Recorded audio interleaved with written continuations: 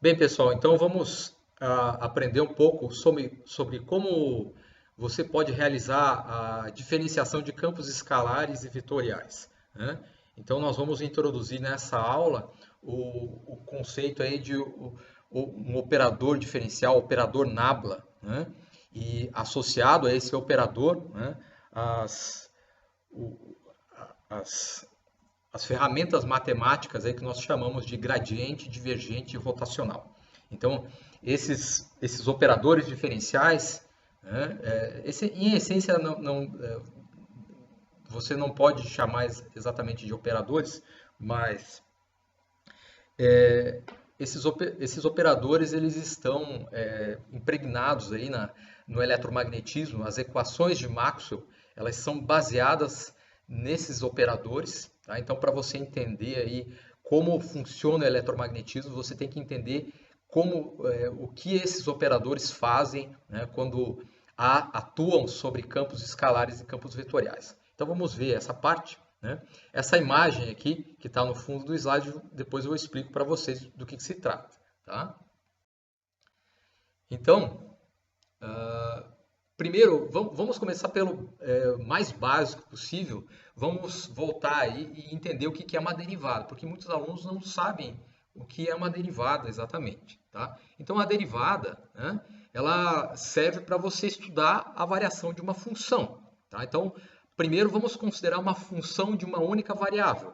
Então, eu tenho uma função f, e essa função f depende da variável x, a variável de entrada, né, x, atua aqui de modo a produzir uma variável de saída f. Tá? Então, nós temos aí uma função de uma única variável. Quando você tem uma derivada, para que serve a derivada? Para você estudar o que acontece com a função quando você muda um pouco a entrada. Tá? Então, se eu modificar um pouco essa entrada, como é que muda o resultado da função? Tá? Então, vamos entender graficamente essa propriedade. Isso vocês veem em cálculo, estou fazendo uma recapitulação aqui. Tá? Então, vamos supor que eu tenha uma função desse tipo. Né? Uma função que tem esse gráfico. Tá? E vamos escolher um ponto nesse gráfico. Então, esse ponto x produz esse valor de função f, tá? De acordo com o gráfico. Então, se eu dou esse valor de x, a máquina funcional aqui, a função, me traz aqui esse resultado numérico f. Tá?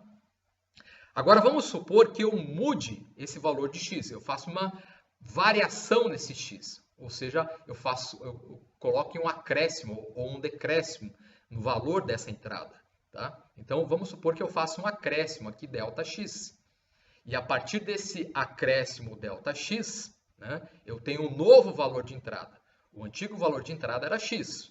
O novo valor de entrada é x mais um pouquinho, x mais ΔX. E esse novo valor de entrada estará relacionado a um novo valor de saída. Então, qual é esse valor de saída? Tá? Então, em relação ao de entrada, qual o valor de saída? Então, se eu tenho x na entrada, eu tenho f de x na saída. Se eu tenho x mais ΔX na entrada, qual será a saída? Então, lógico que será aí, né, você vai ter que colocar esse fator dentro do x aqui, no lugar do x, e você tem a função avaliada nessa variável. Tá?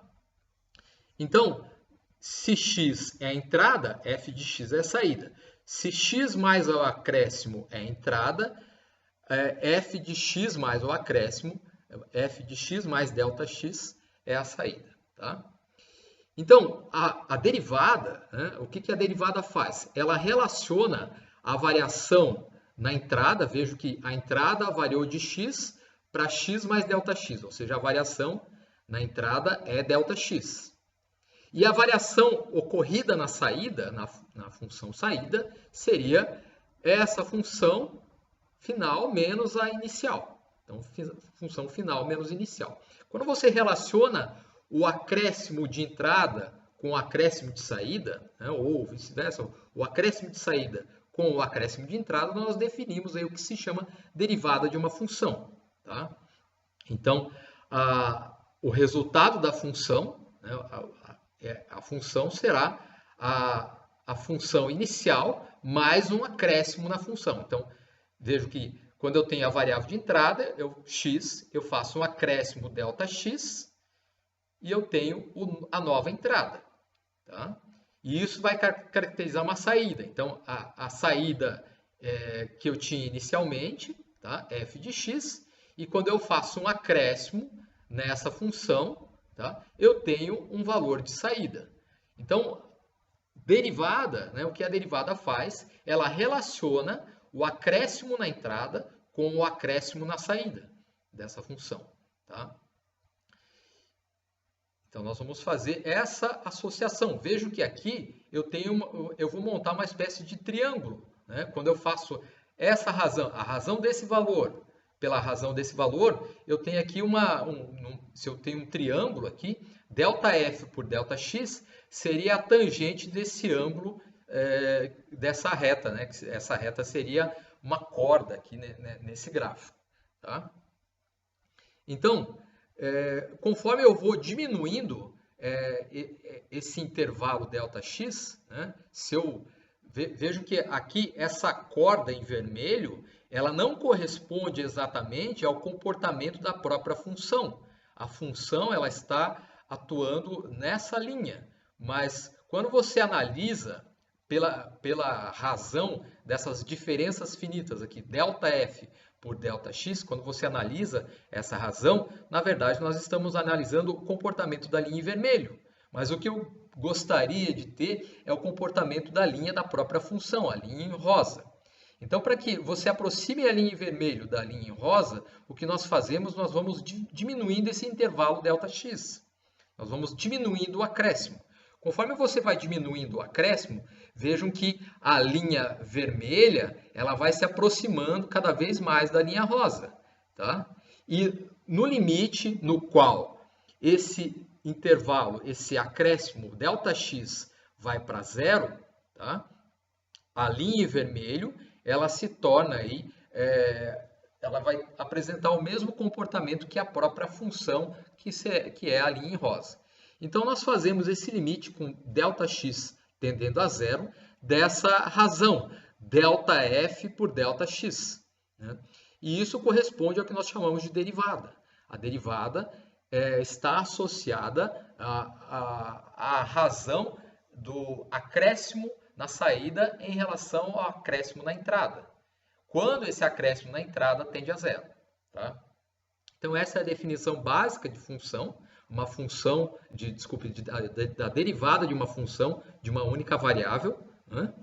E nós podemos escrever dessa maneira. Né? Então, a derivada df dx é o limite de ΔF por Δx quando Δx vai para zero. Então, isso vocês sabem do cálculo. Né? Aqui eu só recapitulei. Tá? Nós vamos precisar disso. Né? E nós podemos escrever, né, que o acréscimo ΔF, vamos supor aqui que eu tenho uma fração, né? Vejo que aqui nessa fração Δx multiplicando e Δx dividindo, Δx dividido por Δx é 1, você tem o ΔF igual a ΔF. Tá? Vamos escrever o acréscimo na função dessa maneira, certo? E quando eu faço o limite onde Δx vai para zero, essa parte se torna derivada. E quando esse Δx vai para zero, vejo que esse é um intervalo finito. Quando esse intervalo finito tende a zero, esse Δx se torna um diferencial dx. Tá? Então, essa parte vai se tornar um diferencial dx e essa parte se tornará a derivada df dx. E dessa maneira, nós temos o diferencial df. Tá? Então, a nova função, a função calculada no novo ponto, no x mais o acréscimo, é a função antiga mais o acréscimo ΔF, né, que é exatamente essa equação aqui. Né? Então, o acréscimo ΔF é ΔF por Δx vezes Δx.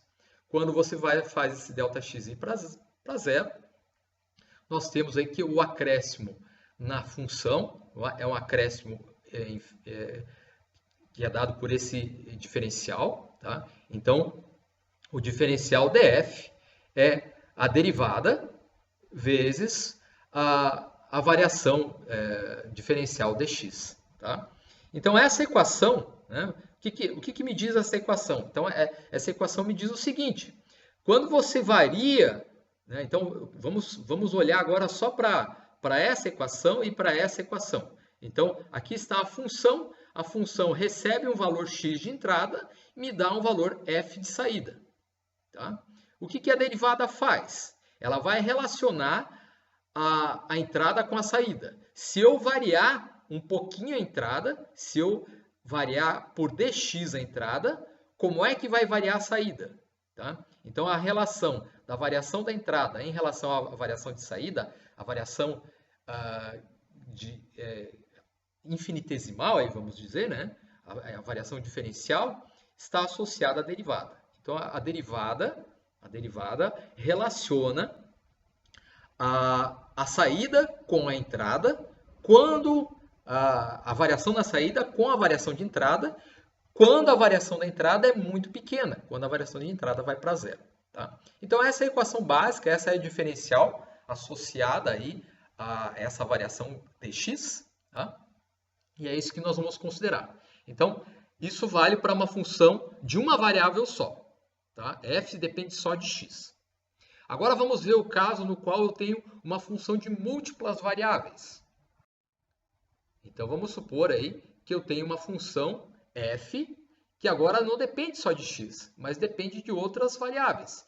Y, z, w, etc. Quantas você quiser. Tá? Aqui nessa aula o que nós vamos ver normalmente vai ser vão ser aí x, y, z, que serão as coordenadas espaciais. Né? Então, serão os eixos, o espaço tridimensional. X, Y, Z será normalmente para nós, depois, o espaço 3D. Mas essa definição vale para qualquer tipo de função aí que depende aí de múltiplas variáveis. Tá? Então, eu tenho uma função e essa função depende de múltiplas entradas. Tá? Então, de acordo com essas entradas, você vai ter uma saída. Tá? Então, agora vamos nos perguntar o seguinte: se eu mudo um pouquinho x, se eu mudo um pouquinho y, eu mudo um pouquinho z, como é que a função f muda? Tá? Então, a ideia é a mesma que antes. Eu tenho que usar a derivada, só que agora eu não tenho só a derivada em relação ao x. Eu vou ter também a relação em relação a y, também em relação a z e quantas variáveis você tiver. Então, dessa maneira, nós vamos dar um novo nome para a derivada. Ela não vai ser a derivada ordinária, ela vai ser a derivada parcial. Tá? Então, aqui está um exemplo de uma função desse tipo. A função aí, seno de x, cosseno de x. Tá? Então, é uma função que depende aí de duas variáveis. Tá? Então, dependendo do valor de x e y, que está nesse plano, tá? Eu tenho um valor de f aqui. Tá? Então, aqui eu tenho uma superfície, né? Essa superfície curva aí, né? Uma superfície, nesse caso aqui, uma superfície aberta, curva. Né? E então, a pergunta que eu faço é a seguinte: se eu estou nesse ponto aqui do plano cartesiano, aqui, no ponto xy, tá? Esse ponto xy vai me definir, a partir dessa relação, seno de x cosseno de y, vai me definir um ponto nessa superfície. Então, essa coordenada me define um valor de função, que está nesse ponto da superfície. Agora, vamos supor que eu vá para um outro lugar nesse plano. Eu vou para um outro ponto, eu faço uma variação, eu faço um acréscimo. Eu faço um acréscimo em x e em y também, ou só em x ou só em y. Né? Você pode fazer dessa maneira. Tá? Vamos supor aí que você faça uma variação. Tá? Só que agora são duas variáveis. Né? Então, vamos supor que eu faça um acréscimo em x e um acréscimo em y. Tá? Então, eu vou ter aqui um novo valor para a função. Tá? Então, eu tinha a entrada e a saída. Né? Eu tinha a entrada e tenho a saída. Agora, eu variei a entrada, tá? E eu vario a saída, da mesma maneira que antes. Só que, em vez de uma entrada só uma entrada x, fazendo só uma variação em ΔX, eu tenho duas entradas, tá? X e y. Tá? Então, eu tenho dois acréscimos aqui. Então, dessa maneira, a função f original ela vai variar para uma função f final. Então, eu tenho aí uma certa variação ΔF associada a essa mudança da entrada ΔX, ΔY. Tá? Então, nós vamos definir a derivada da mesma forma. Tá? Então, vamos deixar o gráfico aqui. Então, eu vou definir a derivada em relação a x. Se eu mudar um pouquinho a variável x, se eu mudar um pouquinho x, como é que a função f varia? Tá? Então, eu vou definir da mesma forma que antes. Eu faço um acréscimo em x e faço esse acréscimo tender a zero. Daí, nós definimos a derivada da função em relação à variação em x. Nós fazemos também a mesma coisa para as outras variáveis. Né? Quando eu faço para x, vejam que eu mantive essas variáveis aqui, y, z, em azul, eu mantive essas variáveis, esses fatores fixos. Essas entradas, elas são mantidas constantes quando você varia o x. Muitas vezes se coloca aqui, né, que y, z, w são fatores constantes nessa derivada. Nós vamos definir a mesma coisa para a variação em y. Tá? Então, a derivada da função em relação a y. Agora eu vario o y. Tá? E faço a ΔY ir para zero. Né? Então, para esse exemplo que eu dei, para essa função seno de x cosseno de y, só teria essas duas derivadas. Tá? Mas vamos supor que eu tenha mais. Por exemplo, eu tenho uma outra variável. Eu tenho a z, por exemplo. Eu tenho que fazer para o z. Vario o z e faço essa variação ir para zero. Etc. Então, eu vou ter várias, para múltiplas variáveis, eu vou ter múltiplas derivadas. E essas derivadas vão se chamar derivadas parciais, e eu vou representar por esse símbolo aqui, por esse del, né? Del F, del Z, né? Del F, del Y, del F, del X. Tá? Então, da mesma maneira que nós tínhamos antes, para uma variável só, para uma variável x, se eu variava um pouquinho x, a função de saída variava por df. Então, a variação diferencial dx na entrada ocasiona uma variação diferencial df na saída. Então, para uma função de uma única variável só, como nós tínhamos antes, eu tinha essa relação. Quem relaciona a saída com a entrada é a derivada. Mas agora nós temos múltiplas derivadas, então eu vou ter que fazer a mesma coisa. Tá? Então essa vai ser o que nós chamamos de diferencial total. Né? Então a variação total vai ser o quê? Então se eu variar um pouquinho x, tá? Se eu variar um pouquinho y, se eu variar um pouquinho z, uma variação aí de natureza infinitesimal, um diferencial. Tá? Então essa parte é responsável pela variação da função relativa à coordenada x. Essa parte é responsável pela variação em relação à coordenada y. E essa parte pela coordenada z. Tá? Veja que se você vier aqui, ó, né, e, por exemplo, cortar aqui, cortar aqui, cortar aqui, cortar aqui, cortar aqui e cortar aqui, o que você tem aqui em cima é df. Tá? Então, essa variação relacionada à variável, essa variação relacionada à variável x, essa variação relacionada à variável y, essa variação à variável z, etc. E de modo que você soma a variação relativa a cada coordenada e você tem a variação total. Então, isso que nós chamamos de diferencial total aí, né, de uma função de múltiplas coordenadas, de múltiplas variáveis, tá? E é isso que nós vamos utilizar na nossa aula. Tá? Não sei se vocês já aprenderam isso em cálculo, eu estou tratando isso como uma revisão. Aqui eu não estou dando o rigor necessário, o rigor que é dado lá no cálculo. Tá? Eu estou fazendo da maneira como os físicos fazem. Né? Okay? Bom, então vamos definir aqui um elemento que se chama um operador diferencial. Né? Um operador nabla. Já vamos ver o que significa isso. Tá? Então, nós vimos aí que para uma função de múltiplas variáveis, a diferencial total era dada por essa expressão. Tá? Aqui nós vamos supor que a nossa função, seja ela uma função escalar ou vetorial, aqui por enquanto eu estou tratando uma função escalar. tá? Mas daqui a pouco já vou considerar vetores, tá? Para nós, a variação será em relação a 3 coordenadas, x, y, z. E essas coordenadas, depois nós vamos, em geral, associar as coordenadas espaciais, as coordenadas do espaço tridimensional, tá? Então, se eu tenho uma função que depende das coordenadas espaciais x, y, z, então se eu vario um pouquinho a coordenada x, se eu vario um pouquinho a coordenada y e se eu vario um pouquinho a coordenada z, como é que varia a função total? Tá? Aqui ainda eu estou considerando, né, como exemplo a f, por exemplo, uma função escalar. Tá? Mas depois eu vou introduzir a função vetorial. Então essa expressão, vejam que eu posso escrever da seguinte maneira essa expressão. Eu vou utilizar aqui a ideia de produto escalar. Tá? Então vocês sabem que quando eu tenho dois vetores, né, dois vetores cartesianos, e você faz o produto escalar desses dois vetores cartesianos, né, como é que você faz o produto escalar de dois vetores cartesianos?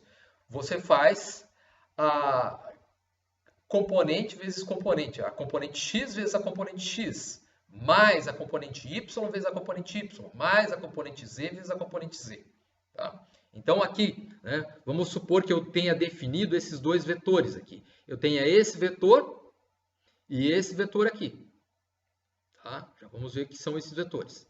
Tá? Então, eu vou, para fazer esse produto escalar, tá? Aqui tem um produto escalar, o que eu tenho que, como é que eu devo agir? Né?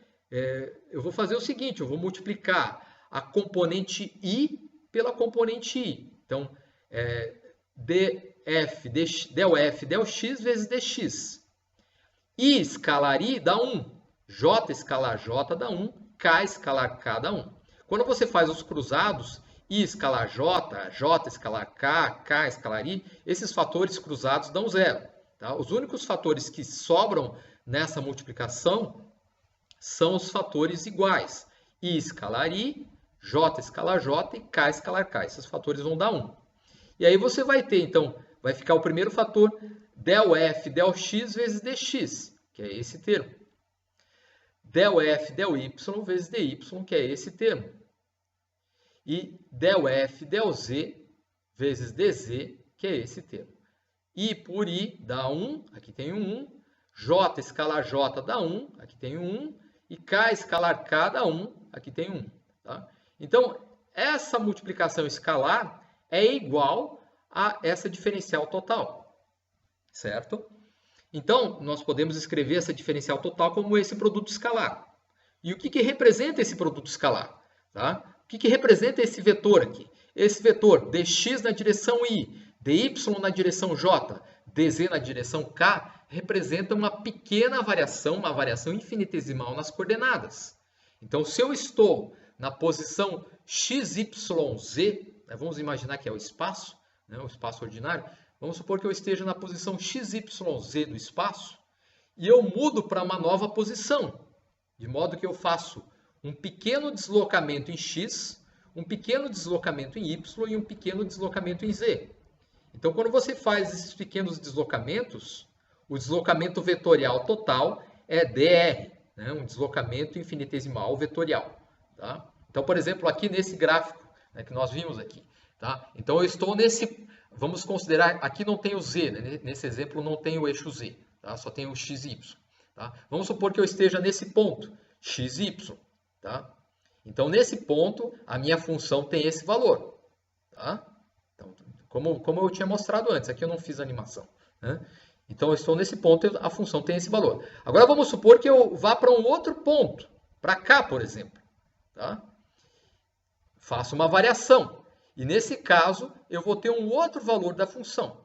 Tá? Eu consigo associar a variação na entrada com a variação na saída, a variação nas coordenadas x, y, com a variação na função ΔF, tá? Quando esses acréscimos ΔX e ΔY tendem a zero.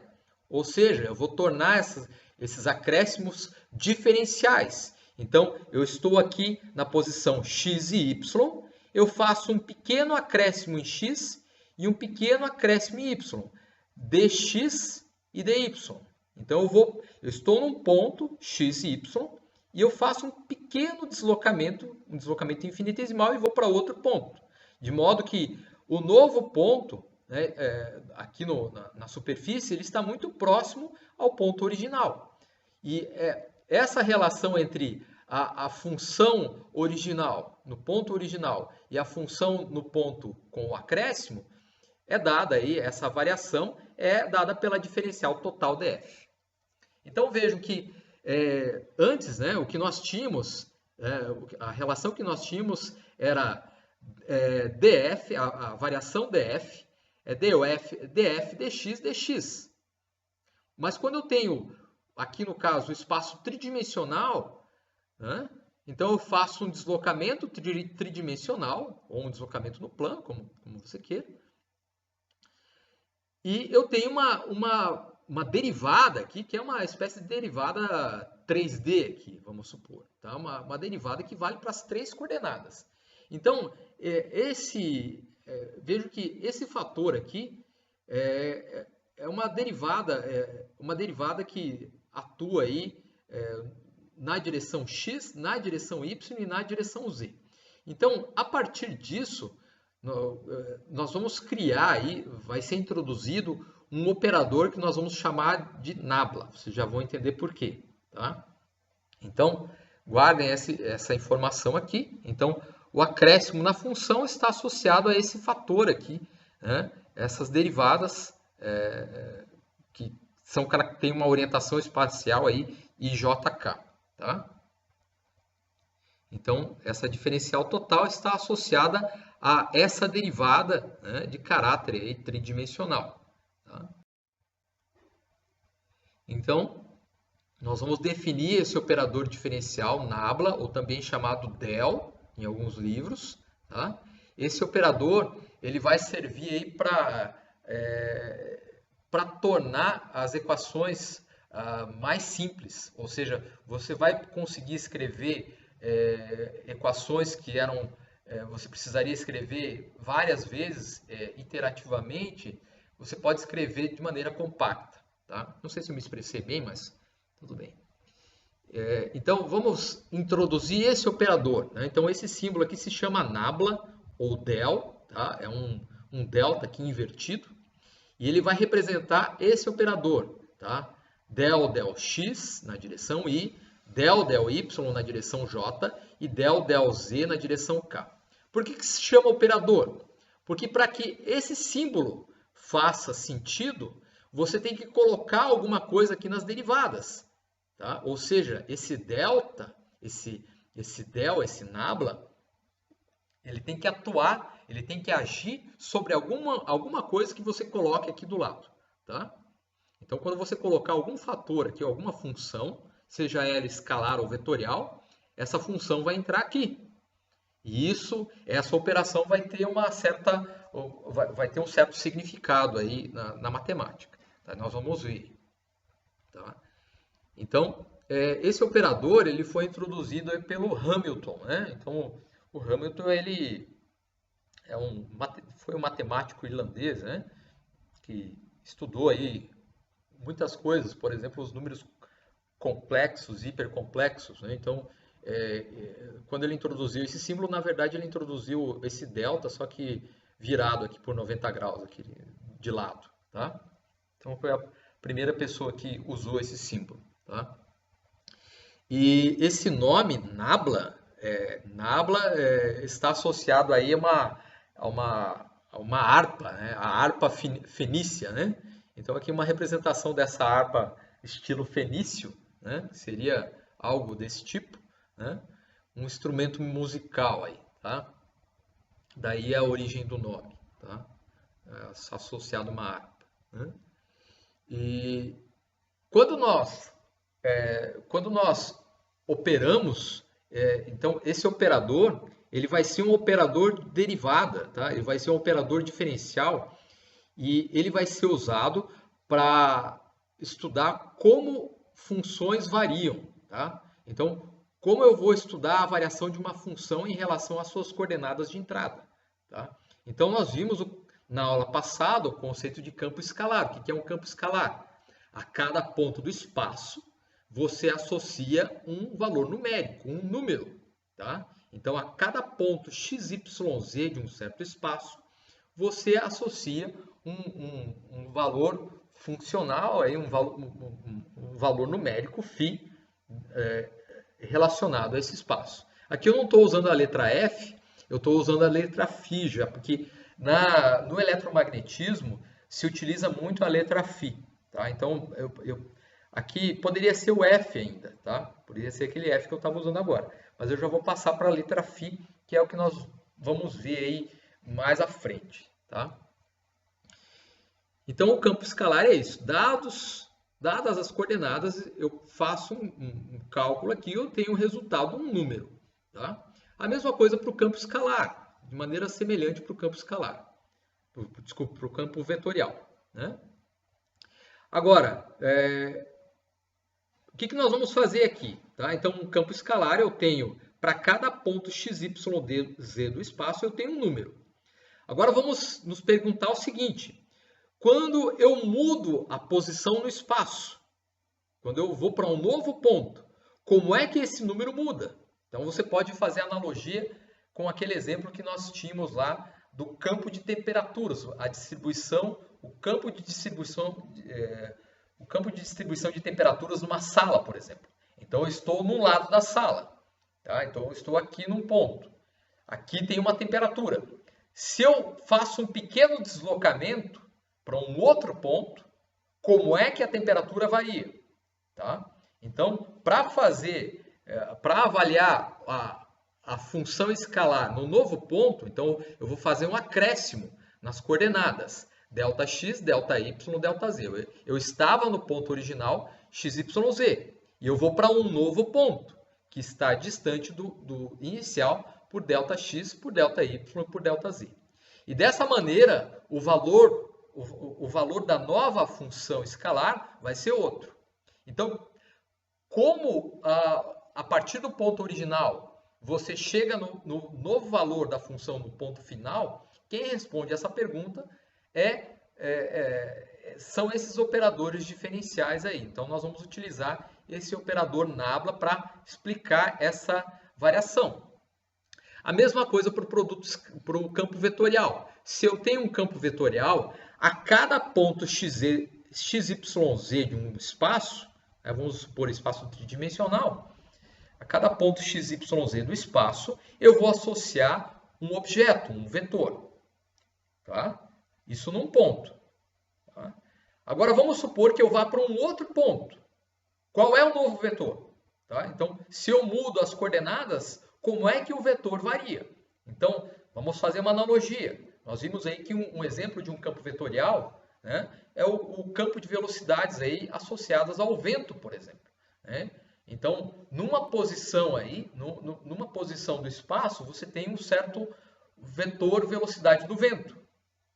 Se eu mudo para um outro lugar, se eu vou para um novo ponto, por um ΔX, ΔY, ΔZ, qual é o novo vetor velocidade do vento? Tá? Então, para estudar a variação do vetor em relação a essa mudança de coordenadas, tá? Nós usamos esse operador diferencial, esse nabla, ok? Então, espero que vocês tenham entendido aí a ideia, tá? Vamos lá. Então, vamos ver a ideia de gradiente, tá? Então, o gradiente, o que ele faz? Tá? Então, nós vamos operar, então lembre-se que o operador diferencial nabla, ele só faz sentido quando eu opero com essa ferramenta sobre alguma função, seja ela escalar ou vetorial. Então, aqui eu vou operar com o nabla numa função escalar, na função φ. Então, aqui no lugar das derivadas, veja que antes não tinha nada aqui. Agora eu coloquei o φ. Δφ, Δx na direção I, Δφ, Dy na direção J, Δφ, Δz na direção K. Então, quando você faz isso, tá, nós definimos a operação matemática que se chama o cálculo do gradiente. Tá? Então, o que significa você calcular o gradiente de uma certa função escalar? Tá? Essa pergunta não é tão simples de você responder, né? Então, eu vou tentar explicar aqui o melhor possível, né? Então, vamos supor aquele gráfico que nós tínhamos antes. Aquela função, uma função aqui de duas variáveis só, não tem o z, tá? Isso aqui não tem o z, mas tem os x e y. Então, só vai ter essa parte aqui. Então, o que significa eu calcular o gradiente dessa função? Quando eu calculo o gradiente dessa função, vejo que essa função é uma função escalar.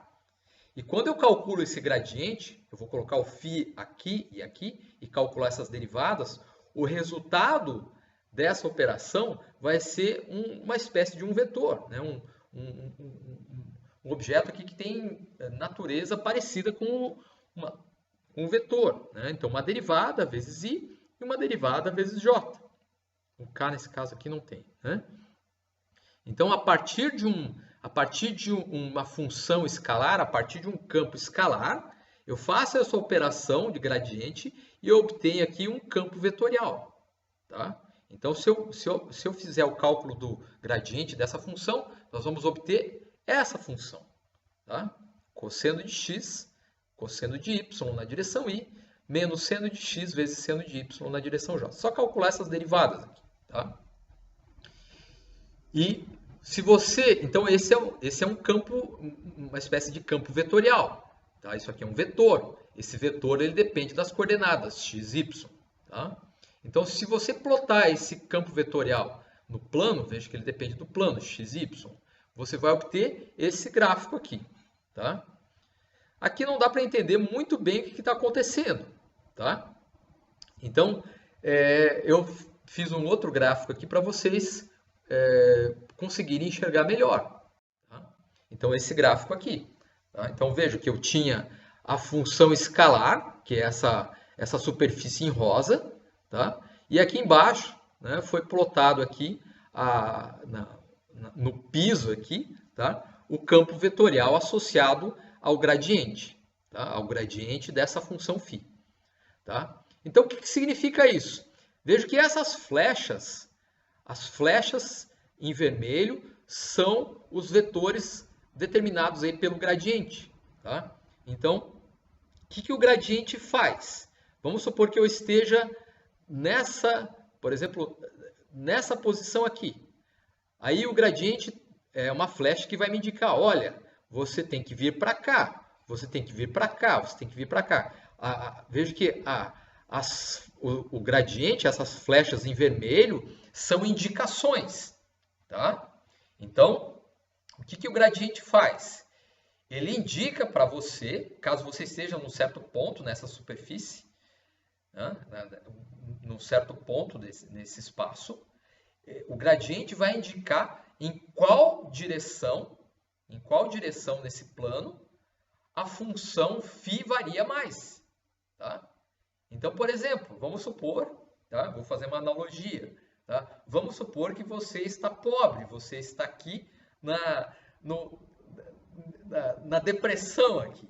Tá? Então, o que você deve fazer, em que direção você deve seguir para enriquecer o mais rápido possível? Tá? Vamos supor que essa seja a função ganhar dinheiro, por exemplo. Né? Em que direção você deve seguir para que você ganhe dinheiro o mais rápido possível, tá? Então essa é uma analogia, né? O que o gradiente faz, tá? Então se você está num certo ponto, o gradiente, esses vetores aqui, eles vão te indicar qual a direção na qual a função escalar varia mais rápido, tá? Ela cresce mais rápido, tá? Então se eu estou aqui, ele indica, né, óbvio que vai indicar para cá a função, a flecha vai apontar para essa direção. Tá? Agora, se eu estou aqui, por exemplo, para esse lado aqui, a função não varia tanto. Tá? Mas se a flecha ela vai indicar para cá a maior variação. Tá? Nesse exemplo aqui não dá para entender muito bem. Tá? Se você está aqui embaixo, as flechas, as indicações fornecidas aqui pela orientação dada pelo gradiente da função escalar, mostram para que lado a função varia mais rápido, ela cresce mais rápido, tá? Então, se você está aqui, você tem aí essas direções. Mas aí quando você chega aqui no topo, vejam que no topo aqui, associado ao topo, não tem nenhuma flecha. O gradiente aqui, ele vai... Você tem aí um fator aí que deve dar um vetor nulo, né? Eu não calculei ele nesse ponto, né? Mas você veja que não tem nenhuma flecha aqui, não está indicando nenhuma direção, porque na verdade você já está no máximo. Então a partir daqui, você não pode ir para lado nenhum, porque para lado nenhum vai crescer a função. Para qualquer lado que você vá, a função vai decrescer. Então aqui o gradiente ele tem que ser, você tem que obter o vetor nulo aí, tá? Nessa posição. Mas aqui na base, tá? Você vai ter um gradiente indicando para que lado a função varia mais rápido. Nesse exemplo aqui não dá para entender muito bem. Vamos ver o próximo que é um pouco melhor. Tá? Então, nesse exemplo aqui, eu tenho essa outra função escalar, menos o quadrado do cosseno ao quadrado de x mais cosseno ao quadrado de y. Uma função esquisita. Né? Essa função, né, vejam que eu tenho essa superfície aqui definida por essa função. Então, vamos supor que você esteja aqui no fundo do poço. Né? Quando você está no fundo do poço, para qualquer lado que você vá, é vantagem. Né? Para qualquer lado que você siga, você vai sair do fundo do poço, vamos dizer assim. Então, para um determinado lado, a função varia mais rápido, você cresce mais rápido, ou você não cresce tão rápido. Então, é isso que esses vetores associados ao gradiente da função φ, tá, te determinam. Tá? Então, o gradiente ele indica para qual direção, tá? Para qual direção a função escalar varia mais rapidamente. Tá? Então, essa é a interpretação da operação gradiente. Quando você muda as coordenadas espaciais, como muda a função escalar. Tá? Para que lado essa função escalar muda mais rapidamente. Então, é isso que o gradiente indica. Ok? Então, o gradiente dessa função daria isso, né? Que é esse plot aqui, esse campo vetorial aqui, é definido por essa equação. Tá? Depois, se vocês quiserem, eu posso mostrar como é que faz esses gráficos aí. Tá? Okay. Eu vou fazer mais um pouquinho e depois eu vou dar uma parada. Né? Bom, aí nós temos a outra operação que nós vamos chamar de divergente. Tá? Então, vamos ver o que o divergente faz. Tá? Então, vamos considerar novamente o operador nabla, só que agora, em vez de aplicar esse operador diferencial num campo escalar, nós vamos aplicar esse operador diferencial num campo vetorial. Tá? Então, eu vou aplicar esse operador diferencial agora num campo vetorial. No divergente, o divergente é a aplicação desse operador num campo escalar. Quando você aplica esse operador num campo vetorial, você tem duas possibilidades. Uma delas é o divergente. Tá? Ou, quando você aplica esse operador diferencial num campo vetorial, a outra possibilidade é o rotacional. Tá? Então, você pode aplicar o nabla num campo escalar e obter o gradiente. Tá? E você pode aplicar o nabla no campo vetorial e aí você obtém ou o divergente ou o rotacional. Tá? Então, vamos ver primeiro o divergente. Então, fazer o divergente é calcular essa expressão. O divergente é definido por essa expressão. Tá?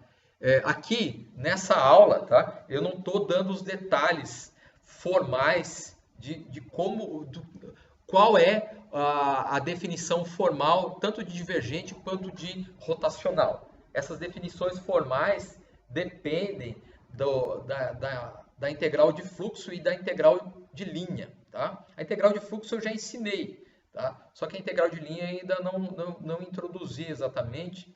Então, eu prefiro não fazer nessa aula, não dar não fazer aqui, começar aqui com a definição formal do que é o divergente e o que é o gradiente. Né? Por exemplo, o divergente ele vai ser o limite aí, da razão de uma integral de fluxo por unidade de volume. E o rotacional ele seria o limite aí de uma integral de linha por unidade de área, tá?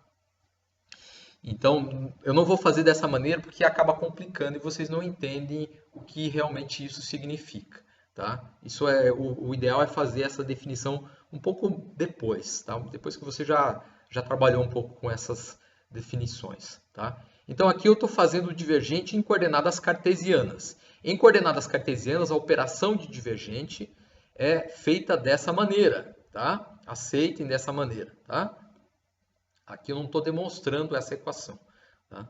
Então, basicamente, se você quiser entender de maneira muito simples, aqui vejo que o divergente, eu uso um ponto aqui, nabla, ponto, vetor, campo vetorial, tá? Então aqui tem um produto escalar aqui, é como se eu fizesse o produto escalar desse vetor com esse vetor, então vai ficar del x de vx, del y de vy, del z de vz. Você tem essa expressão, tá? Então, o que é esse divergente? O que essa operação do divergente representa, tá? Então, o que ela vai fazer num campo vetorial? O cálculo do divergente vai indicar para você se esse campo vetorial ele tem convergência ou divergência, ou se ele tem a ausência dessas propriedades. Tá? O que significa isso? Então veja que um campo vetorial é uma porção de flechas espalhadas aí num certo espaço. Tá? Você tem flechas espalhadas aí no espaço ou no plano, XYZ ou XY. Né? Então vamos supor um ponto desse espaço. Tá? E nós vamos analisar o que ocorre aí nas proximidades desse ponto. Tá? Se as flechas do campo vetorial se afastam desse ponto, tá? Então, quando você calcula o divergente desse campo vetorial, isso vai mostrar para você, para um determinado ponto nesse espaço, se o campo vetorial se afasta desse ponto ou se o campo vetorial tende a esse ponto. Então, aqui na primeira situação, o campo vetorial ele diverge, né? Ele diverge do ponto. Se você está aqui, né, a tendência é você sair desse ponto. Tá? Você vai divergir a partir daqui. Agora, se você tem essa situação, né, e você está aqui, você vai tender para esse ponto. Se você está aqui, você vai tender para esse ponto. Então, aqui eu tenho uma convergência dos vetores e aqui uma divergência dos vetores. Os vetores abrem, aqui os vetores fecham. Tá? Então, a operação de divergente, ela mostra numericamente se eu tenho esse tipo de propriedade ou esse tipo de propriedade, ou a ausência disso. Tá? Para vocês entenderem melhor, eu fiz outras figuras. Né? Por exemplo, se eu tiver esse ponto aqui, e ao redor desse ponto, o campo vetorial tem esse comportamento. Ou seja, os vetores, as flechas, em torno desse ponto aí do espaço, elas se afastam do ponto. Então, quando você calcula o divergente do campo vetorial nesse ponto aqui, esse divergente ele tem que dar um número positivo. Tá? Você tem as linhas divergem. Tá? Então, o divergente é positivo.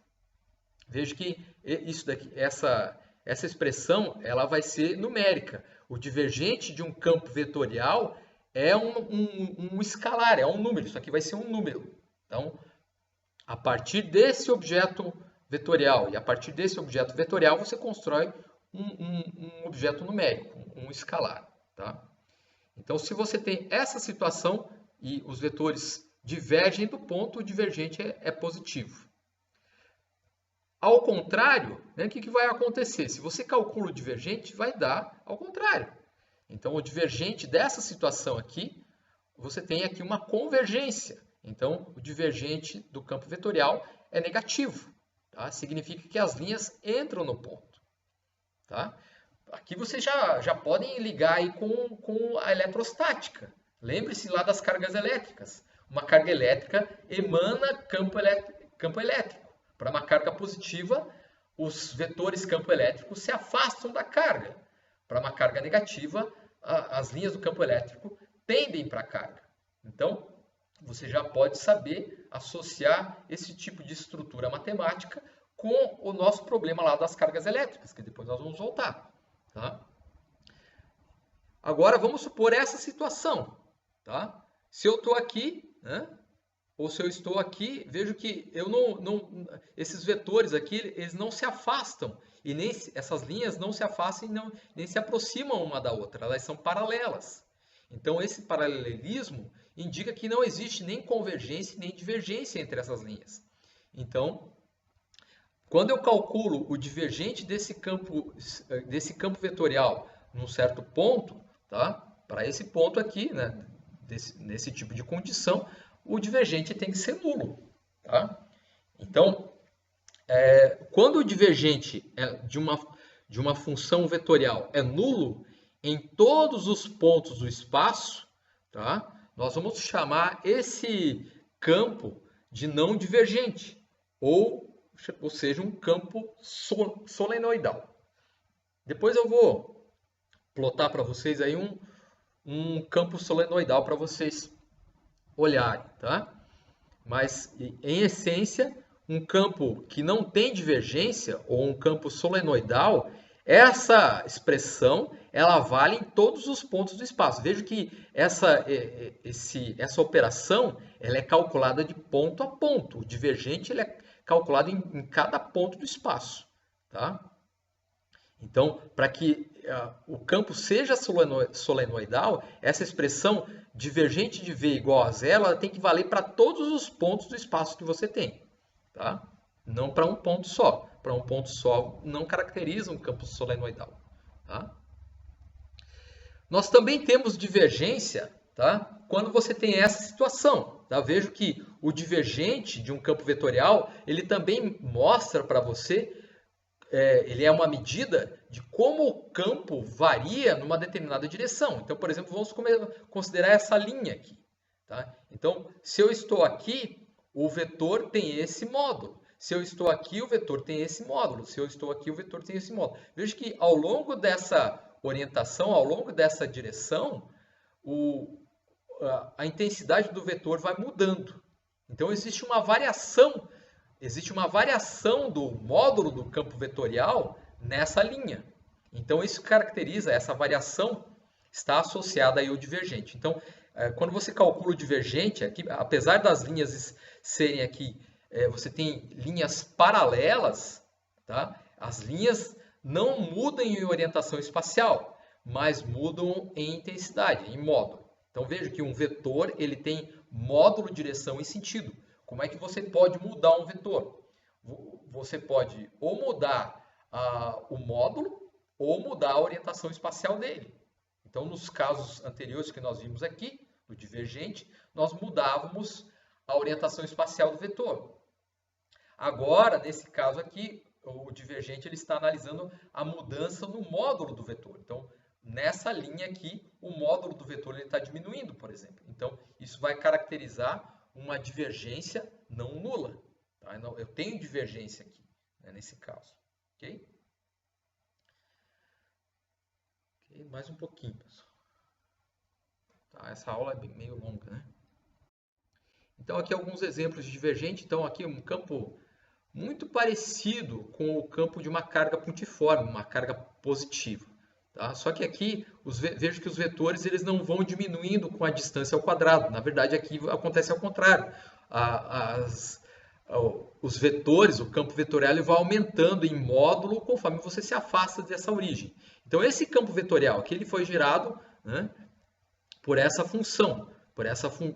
Esse é o campo vetorial. X na direção Y, Y na direção J. Quando você calcula o divergente dessa função, vejo que ele vai dar igual a 2. Se você calcular essas derivadas aqui, del x em relação a x, derivada de x em relação a x, mais derivada de y em relação a y. Então, isso aqui vai dar 1 e vai dar 1, o total vai dar 2. Tá?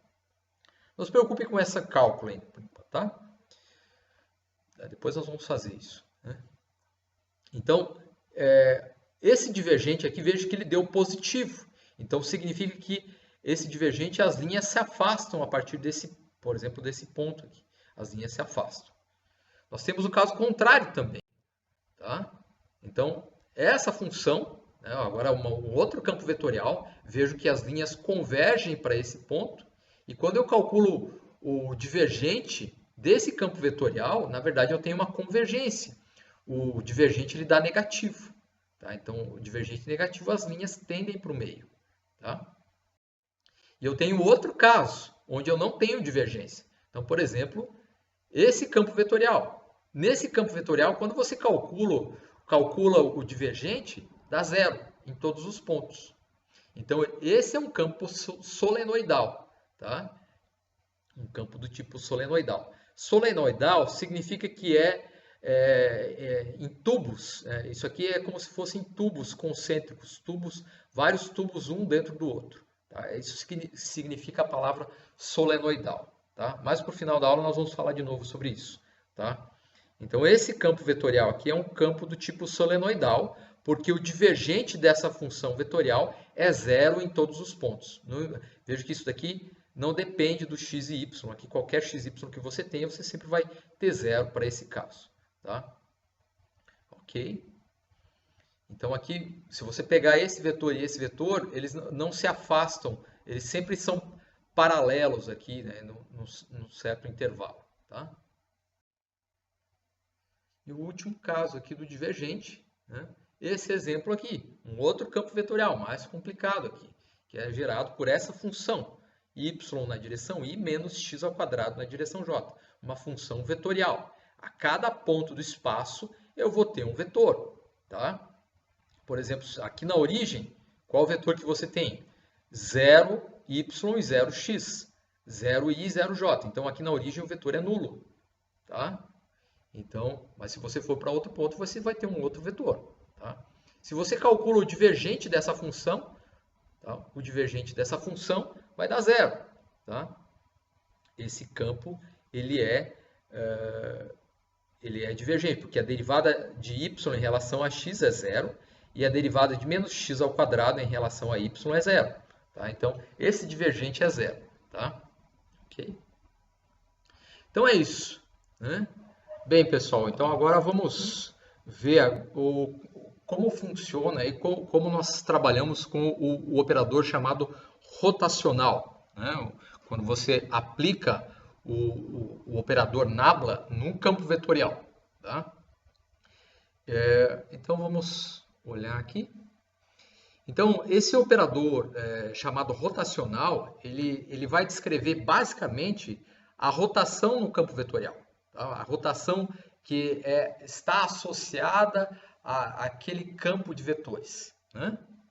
Então como é que funciona isso? Então nós vamos aplicar o operador del, o operador nabla, né, num dado campo vetorial, tá? De modo que nós vamos definir, a definição em coordenadas cartesianas é dada por esse determinante aqui, de maneira compacta. Isso aqui também é chamado de pseudodeterminante, né? E quando você calcula o que nós chamamos de rotacional, você tem que fazer essa operação, aplicar nesse determinante a regra de Sarros. Eu não sei se vocês lembram da regra de Sarros. Depois nós vamos fazer na aula os exercícios, tá? Não se preocupem. Né? Fazer o cálculo, né? Calcular essas derivadas não é difícil. Depende da função. Se a função é difícil fazer o cálculo do rotacional. Se a função é fácil, você não tem muitos problemas. Tá? Eu não gosto muito de mostrar nessa forma. Quando você abre esse determinante, aplica a regra de Sarros, você tem essa expressão. Tá? Fica mais feio, tá? Mas eu acho que é mais simples para entender. Tá?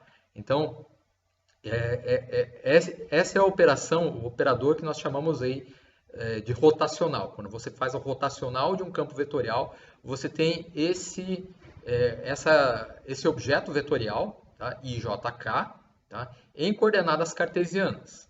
Tá? O que esse operador rotacional indica para você? Tá?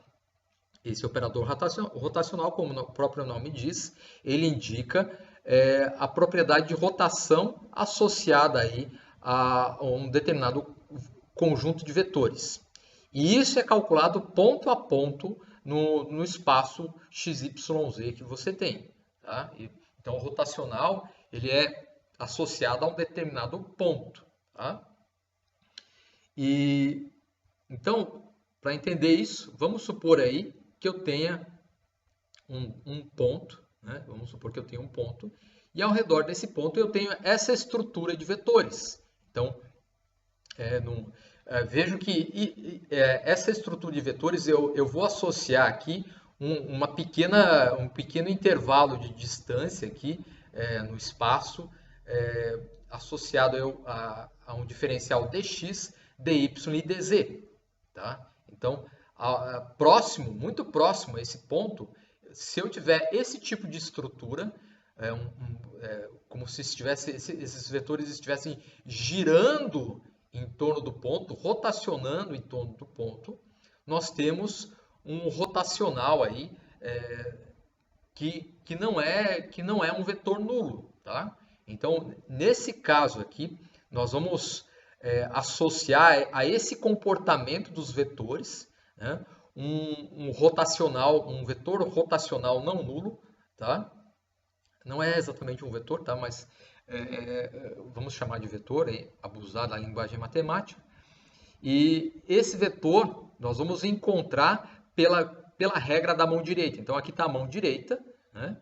E se você usar a mão direita, né, o sentido dos dedos, o sentido dos 4 dedos, indicar esse sentido de giro, tá? O polegar vai indicar a orientação do rotacional desse campo vetorial, nesse ponto. Tá? Então, se você colocar a mão aí, né, vocês estão olhando a tela aí. Se você colocar a mão sobre a mão direita, né, sobre a tela, com os dedos aí girando nesse sentido, o seu polegar vai apontar para o seu rosto, né? Então, o polegar indica aí um vetor que está saindo da tela, tá?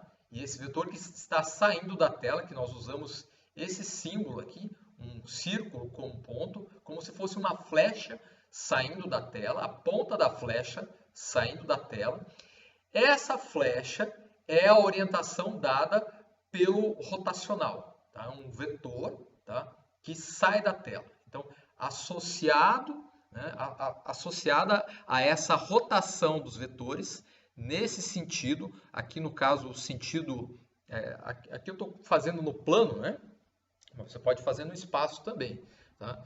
Mas vamos pensar aqui no plano primeiro. Então eu estou fazendo aqui uma rotação no plano, tá? E essa rotação no plano, no sentido anti-horário, tá? Me dá um rotacional que sai do papel, que sai da tela, dessa maneira. O que acontece se eu inverter o sentido de rotação? Né? Se você inverter o sentido de rotação, agora vamos supor aí que você, de novo, use a mão direita de acordo aí com esse sentido dado pelos vetores. Então, orientando os dedos aqui de acordo com esse sentido dos vetores. Nesse caso, o seu polegar ele vai indicar para dentro da tela. Tá? Então, o vetor associado à orientação do polegar, ele está apontando para dentro da tela, como se o vetor estivesse entrando na tela. E aí, se você tem uma flecha entrando na tela, você só enxerga a parte de trás dela, a pena da flecha. Né? Então, aí você tem esse símbolo aqui, para indicar que o vetor associado a esse rotacional, ele está entrando na tela. Tá? Então, se eu tenho um giro aqui, no caso, no plano, no sentido horário, esse giro no sentido horário vai caracterizar um rotacional que entra nesse ponto, que está perpendicular a esse plano, entrando na tela. Tá? E o módulo desse vetor vai ser proporcional a essa vamos chamar assim, essa magnitude de rotação aqui. Se você tem uma rotação mais intensa, vetores de maior módulo aqui, né? Você tem um rotacional, módulo do rotacional mais de maior magnitude, certo? Isso aqui, né, esse rotacional também se chama circulação. Aqui eu tenho uma circulação do campo vetorial em torno desse ponto. É uma circulação horária e, de novo, uma circulação anti-horária no outro exemplo. Então, a orientação do rotacional é dada aí de acordo aí com a regra da mão direita. Ou você faz operacionalmente, você tem que tomar o campo vetorial, as componentes cartesianas Vx, Vy, Vz do campo vetorial e calcular essas derivadas montando essa estrutura, né? Na prática, em coordenadas cartesianas, é fácil você fazer, depende do campo vetorial, né? Mas em geral é fácil você fazer essa conta, não é tão complicado, tá? Vamos ver aí aplicações desse conceito. Então aqui no fundo aqui, né, agora eu vou explicar essa imagem. Essa imagem do fundo do slide é um dos polos do planeta Saturno, né? E no polo de Saturno existe uma estrutura, tá? Existe uma estrutura na forma de um hexágono, tá? Aqui só dá para ver uma parte do hexágono, mas é um hexágono muito perfeito, tá? E vejam que aqui você tem você tem aqui as nuvens, né? A parte da atmosfera, você tem um giro aqui associado a esse movimento dos fluidos que compõem a atmosfera, tá? Dos componentes da atmosfera. Então, a esse movimento, né, tem um movimento aqui, um movimento na forma de uma tempestade, vamos supor, e isso você vai caracterizar um campo vetorial. Então, eu tenho um campo vetorial. E vejo que esse campo vetorial ele apresenta uma espécie de rotação, tá? E uma característica interessante é que até hoje, né, apesar desse hexágono no polo de Saturno, ele ser conhecido aí desde a década de 80 pelas missões Voyager, né? Não se sabe exatamente por que esse hexágono se formou, tá? Até existe um trabalho, um paper, né, que demonstra a formação desse hexágono por dinâmica de fluidos, né, movimento de fluidos, e em escala menor, tá? Mas esse fenômeno ainda não foi muito bem explicado ainda, tá? É um fenômeno sem explicação. Por que se forma um hexágono no polo de Saturno, tá? Então, é um fenômeno aí de mecânica dos fluidos, né? Então, isso está associado a esse campo de velocidades, que é um campo vetorial. E esse campo vetorial ele tem um rotacional, tá? Ele é um campo que rotaciona, tá? Tem um vórtice, isso é também chamado de vórtice, tá? Então, para você entender como é que o rotacional funciona, tá? De maneira intuitiva, tá? Pense aí na superfície da água, na superfície de um rio, de um lago, tá? E aí você joga um pequeno pedaço de graveto na água, tá? Um pedaço bem pequeno, tá? Pedaço infinitesimal, vamos pensar dessa maneira, tá? Porque em essência o rotacional é calculado nas vizinhanças de um ponto, tá? Nas vizinhanças infinitesimais de um ponto. Então vamos pensar em um graveto pequeno, de tamanho infinitesimal, tá? Esse graveto, devido às diferenças de velocidade do fluido em cada ponto, ele pode girar. Então vamos supor aí que eu tenho vetores velocidade da água que são dados aí por essas flechas. Então, nessa extremidade do graveto, a velocidade da água é maior. Aqui é menor, menor, menor, menor. Então, vejo que esse ponto aqui, como ele tem velocidade maior, ele vai andar mais rápido, esse mais devagar, de modo que de acordo com esses vetores de velocidade, de acordo com esse campo de velocidades, um campo vetorial de velocidades, o graveto vai começar a girar, tá? Então, isso implica que esse campo vetorial ele tem um rotacional não nulo. Toda vez que você vê esse tipo de estrutura de vetores, você vai calcular o rotacional, e o rotacional não dá zero, dá um rotacional que seria um vetor, né? O rotacional, a operação de rotacional desse campo vetorial me dá um vetor que é perpendicular ao plano da água e aponta, de acordo com a regra da mão direita, aponta ao longo do eixo de giro desse graveto. Tá? Às vezes, né, também se comenta sobre uma roda de paz, né, como se você tivesse uma roda de paz aqui, e essa roda de paz, de acordo com o movimento aqui das partículas da água, ela começaria a girar também. Tá? Existe também analogia elétrica também, você pode fazer aí uma espécie de roda de paz com cargas elétricas, que também você teria esse fenômeno. Aqui eu não cheguei a fazer, né, mas depois eu posso mostrar na aula para vocês. Tá? Um outro exemplo da aplicação do rotacional, né, para explicar aí, nós vamos ver mais para frente, só para ligar aí com o eletromagnetismo, tá? Com física 3, o campo magnético de um fio. Então vamos supor um fio que conduz eletricidade. E aí você tem uma certa corrente elétrica fluindo pelo fio. Nós não vimos ainda a corrente elétrica, nós vamos ver. A corrente elétrica flui nessa direção. Tá? Então essa corrente elétrica ela vai ser caracterizada aí por uma certa quantidade de amperes passando por esse fio. Tá? Essa corrente elétrica nós vamos representar aí matematicamente, depois eu vou explicar isso, por enquanto ainda é só eu estou adiantando, tá? Isso é uma densidade de corrente elétrica. Essa densidade de corrente elétrica, ou corrente elétrica passando nesse fio, vai gerar um campo magnético ao redor do fio. Esse campo magnético, as linhas do campo magnético, tem essa configuração. Tá? Lembre-se que esse campo é um campo solenoidal. Tá? Se você calcular a divergência aqui, vai dar zero. Na verdade, o divergente do campo magnético sempre é zero, até onde nós sabemos.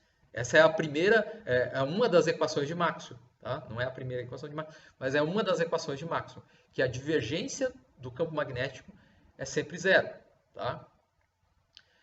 Então, como é que você acha a orientação das linhas de campo de acordo com a corrente elétrica? Você aplica a regra da mão direita. Tá? Então, a regra da mão direita, de acordo com o sentido das linhas, da orientação dos vetores do campo magnético, que são tangentes a essas linhas, tá? Você tem a orientação da corrente.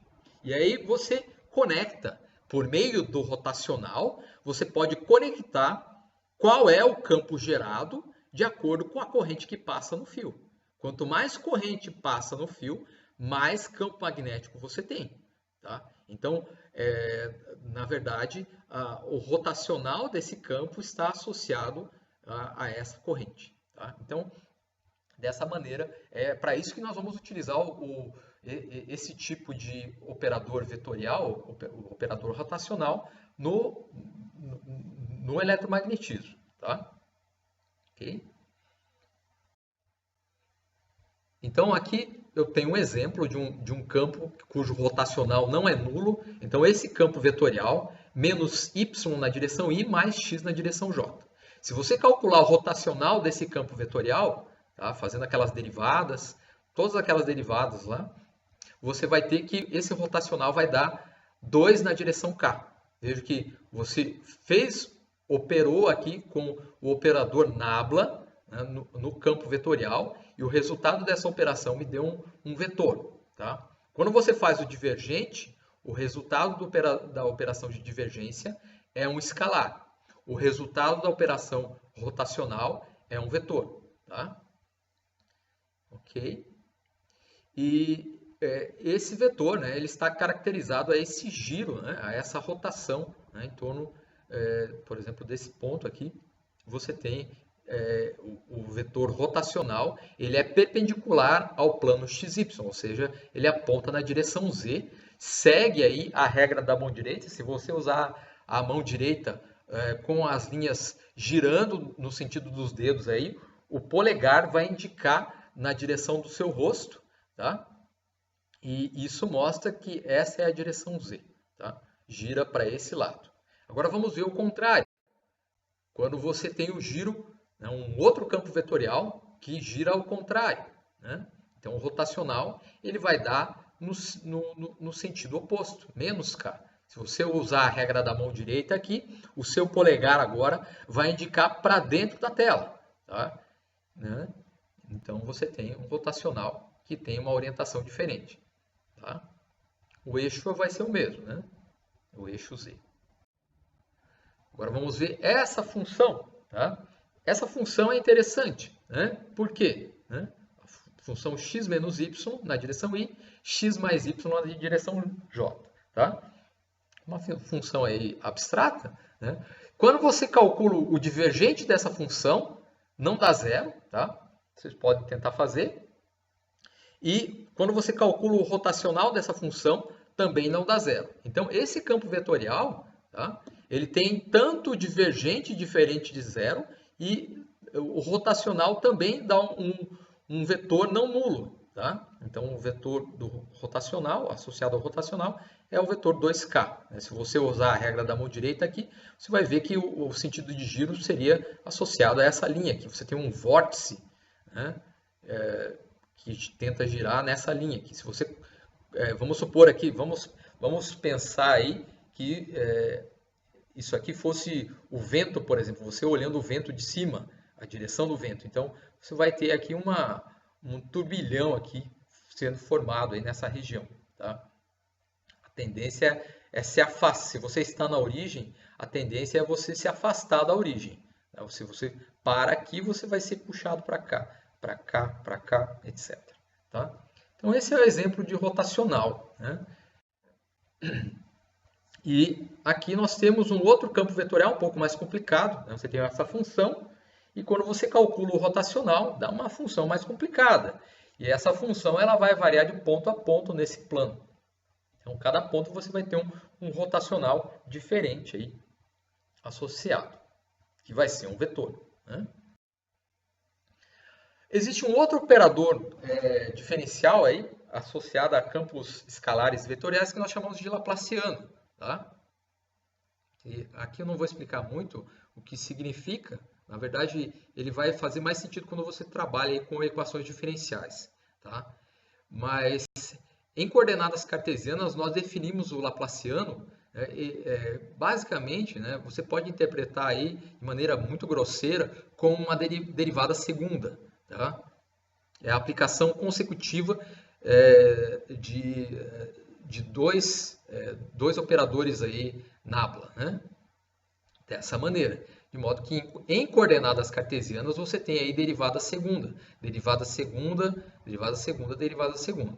Tá? Isso em coordenadas cartesianas. Em outros sistemas de coordenadas não é exatamente assim. Daqui a pouco nós vamos ver, tá? Que fica, na verdade, bem mais complicado, não é tão simples assim. Tá? E o Laplaciano, o interessante dele é que é uma operação vetorial, é uma operação diferencial que você pode aplicar tanto num campo escalar quanto num campo vetorial. Normalmente se faz aí, nas aplicações que você vê em engenharia, em física, a aplicação do Laplaciano é para campos escalares, tá? Mas também dá para fazer para campos vetoriais. Então, para campos escalares, o Laplaciano é definido dessa maneira. Então, ele vai operar. Então, o operador nabla 2 aqui, né? Nabla 2 de φ. Né? Aqui eu não gosto de falar ao quadrado, aqui, mas né? É uma operação consecutiva de duas vezes aquele operador nabla, tá? Em coordenadas cartesianas. Então, você tem essa soma dessas derivadas segundas. Tá? E quando você opera com esse Laplaciano sobre uma função vetorial, um campo vetorial, tá? Você tem essa... Aqui ficou um mais aqui a mais. Você tem esse resultado aqui. Então, o Laplaciano de um campo vetorial, tá? É o vetor formado pelo Laplaciano de cada componente. O Laplaciano da componente x, tá? O Laplaciano escalar da componente x, o Laplaciano escalar da componente y, o Laplaciano escalar da componente z. Tá? E o Laplaciano ele é importante na definição de várias equações diferenciais importantes aí na engenharia e na física. Tá? Então, por exemplo, né, nós vimos aí nas últimas aulas a equação, eu comentei para vocês, a equação do calor. A equação do calor nada mais é do que um Laplaciano, né, que é igual a uma derivada temporal, uma derivada primeira temporal. Tá? Então, como a temperatura, o Laplaciano da temperatura, né, vamos supor, varia aí no tempo, né, está associado à variação da temperatura no tempo. Então, dessa maneira você consegue definir a equação diferencial associada aí ao calor, tá? Que nós chamamos de equação do calor. Também você tem o Laplaciano, ele aparece na equação das ondas, né? Nós vimos em Física 2 a equação das ondas em uma dimensão, né? Uma derivada segunda no espaço associada a uma derivada segunda no tempo. Tá? Então, a equação das ondas em 3 dimensões envolve um Laplaciano. Tá? Você tem a equação de Schrödinger, que explica como você trata sistemas quânticos, né? Por exemplo, o átomo de hidrogênio, quando você vai fazer o tratamento quântico do átomo de hidrogênio, né, você utiliza o que nós chamamos de equação de Schrödinger. Né? E essa equação de Schrödinger envolve aí um Laplaciano também, etc. Né? Você pode ter aí várias equações que têm esse Laplaciano de uma determinada função escalar. Tá? O Laplaciano de uma função vetorial ele não é tão comum, mas também aparece aí nas aplicações. Okay? Bom, agora vamos ver como ficam esses operadores diferenciais em diferentes sistemas de coordenadas. Até agora nós vimos em coordenadas cartesianas, então vou fazer um resumo aqui do que nós vimos nessa aula. Tá?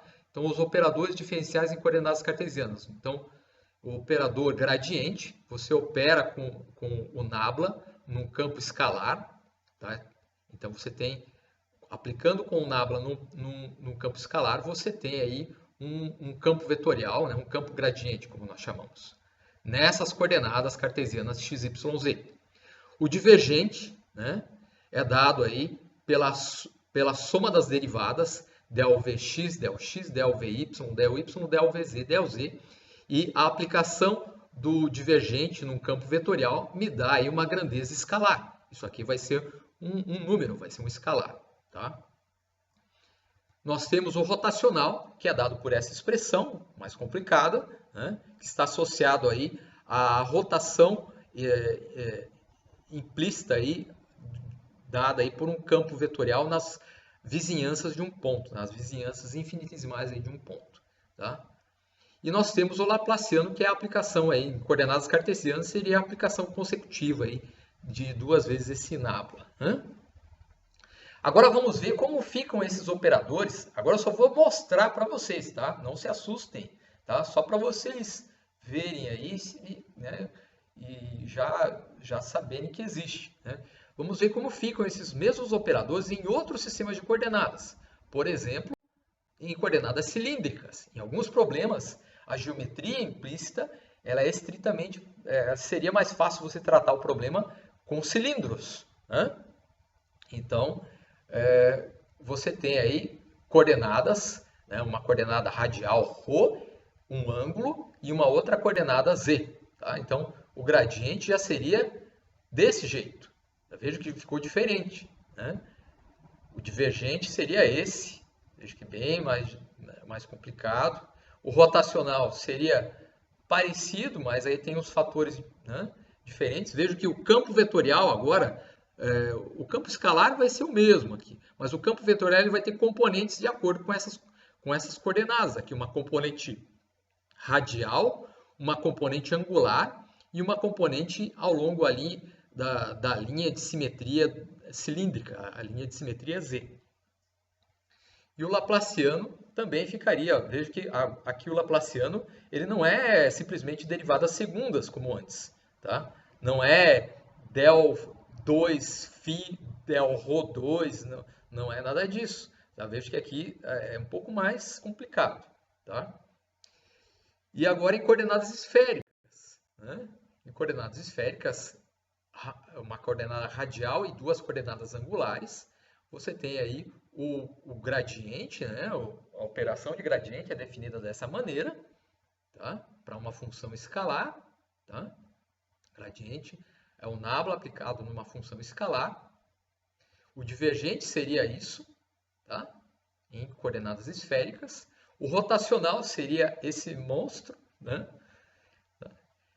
E o laplaciano seria isso, tá? Então, por exemplo, né, onde aparece um laplaciano desse jeito? Quando você vai resolver o átomo de hidrogênio, né, com a equação de Schrödinger, né, você utiliza o laplaciano em coordenadas esféricas. E aí você vai separar a equação lá da mecânica quântica, você vai separar em três equações. Nessa equação, numa equação radial, nessa equação, né?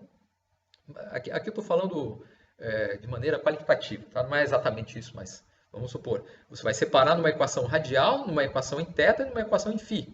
Tá? E cada equação dessa vai te dar uma solução, e essas soluções vão fornecer aqueles orbitais da química. Os orbitais SPDF saem desse tipo de matemática. Tá? Então, aqui nessa aula eu tentei dar uma introdução aí sobre como funciona, como você vai trabalhar aí com esses operadores, gradiente, divergente, rotacional e laplaciano, né? Aqui não se assustem, nós não vamos chegar a usar isso por enquanto, né? Isso aqui é muito mais avançado do que nós estamos vendo nessa disciplina, mas eu já vou adiantando aí para vocês, tá? E espero que vocês tenham gostado da aula, tá? E qualquer dúvida aí vocês podem pesquisar por si mesmos, né? Ou esperar as próximas aulas aí que eu vou dar para vocês, ok?